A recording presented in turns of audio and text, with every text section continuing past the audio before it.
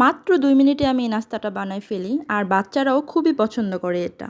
আর খুবই ইজিলি এটা তৈরি করা যায়। তো এখানে আমি অল্প একটু আটা নিয়ে নিয়েছি আর স্বাদমতো লবণ আর পানি দিয়ে দিচ্ছি ব্যাটারটাকে তৈরি করার জন্য। একটু পাতলা ব্যাটার হবে এটা। কোনো বেলাবেলির ঝামেলা ছাড়াই এই নাস্তাটা খুবই সহজে তৈরি করা যায়। এই তো আমার ব্যাটারটা রেডি হয়ে গিয়েছে। এখন আমি একটা প্যান নিয়ে নিয়েছি। প্যানটা একটু গরম হলে আমি একটু হালকা একটু তেল দিয়ে এটাকে ব্রাশ করে নিচ্ছি যাতে করে এটা নিচে লেগে না যায়। এখন আমি ব্যাটারটা ঢেলে দিচ্ছি।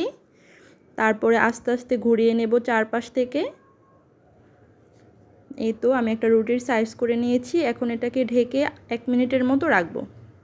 1 মিনিট পর এখন এটাকে আমি উল্টে দেব।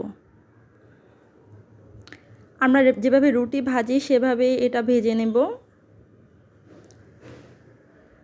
একদম রুটির মতোই লাগে খেতে। তোমরা যদি রুটি বানাতে না চাও ঝটপট এভাবেও কিন্তু তোমরা রুটি তৈরি করে নিতে পারো।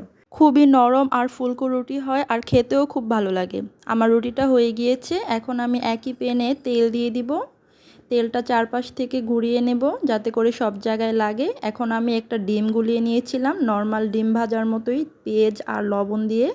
মরিচটা আমি অ্যাভয়েড করেছি যেহেতু আমার বাচ্চারা খাবে। তোমরা চাইলে মরিচও দিতে পারো। দেন এটার উপরে আমি সেই বানানো রুটিটা দিয়ে দিব। খুবই ইজি। এখন এটাকে ঘুরিয়ে একটু ভেজে নেব। এখন আমি এটাকে রোলের মতো করে নেব। তোমরা দেখলেই বুঝতে পারবে আমি কিভাবে রোলটা তৈরি করে নিয়েছি। চুলার আঁচটা কিন্তু তোমরা মিডিয়ামে রাখবে। আমার আঁচটা একটু বাড়ানো ছিল তাই উপর থেকে একটু পুড়ে গিয়েছি। কোনো সমস্যা নেই, এটাও ভালো লাগে খেতে। দেখো আমার নাস্তা রেডি।